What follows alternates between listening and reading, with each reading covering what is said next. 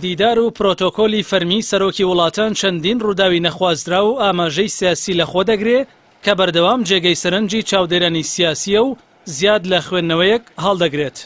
لە کاتی سەردانی میری کویت بۆ کۆماری ئیسلامی ئێران شێخ جابر ئەحمەد سوباحی میری کویت لە کاتی پێشوازی لێکردنی لەلایەن حەسەن ڕۆحانی سەرکۆماری ئێران و تیمی پرۆتۆکۆلی پێشوازی سەرۆکایەتیدا مەست دەبێت و ئاسایی بەڕێگادا ناڕوات.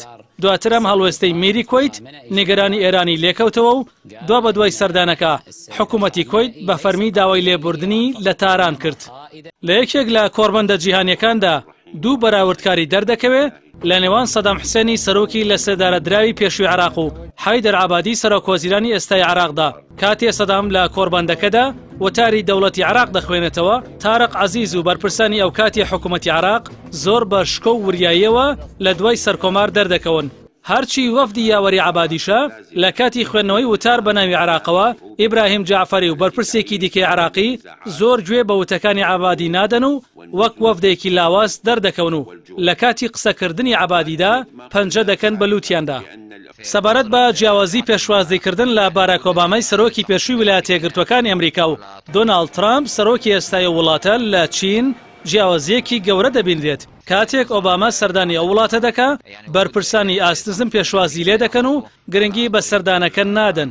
تەنانەت لە کاتی دابەزینی لە فڕۆکەکەی پلیکانەی هاتنە خوارەوە لە فڕۆکە بۆ ناوبراو ئامادە ناکەن. هەرچی دۆناڵد ترامپیشە بە شێوازێکی زۆر فەرمی و پرۆتۆکۆلی لەلایەن تیمی پێشوازی لا سەرۆک و سەرۆکوەزیرانی چین و بەرپرسانی باڵای وڵاتەوە پێشوازی دەکرێت. ئەمەش ئاماژەیە بۆ هەیبەت و بەهێزی لە نێوان سەرۆکێک بۆ سەرۆکێکی تر. جۆرێکی دیکەی ململانەی نێوان وڵاتان لە چۆنێتی تەوقەکردن و کورسی دانیشتن خۆی دەبینێتەوە. ئەمەش لە کاتی بانکێشکردنی باڵوێزی تورکیا لەلایەن ئیسرائیلەوە دەرکەوت، کاتێک کورسی دانیشتنی باڵوێزەکەی تورکیا لە بەرامبەر کورسی وەفدە حکوومیەکەی ئیسرائیل نزمتر بوو. دواتریشان قەرەن نیگەرانی گەیاندە تەل‌ئەڤیڤ و ئەو هەنگاوەی بە بێڕێزی لێکدایەوە. لەم ڕۆژانەی دواییشدا لە کۆبوونەوەیەکی نێوان ئەردۆگان و پۆتین و ڕۆحانیدا لەسەر دۆخی گۆرانکاریەکانی ئاسیا دوای تەوابوونی کۆبوونەوەکە و لە کاتی هەڵساندا ڤلادیمیر پۆتینی سەرۆکی ڕووسیا تەوقەیەک لەگەڵ سەرۆکی تورکیا دەکات و لە دواوەش پاڵدەنێ بە کورسی ئەردۆگانەوە و دەکەوێت.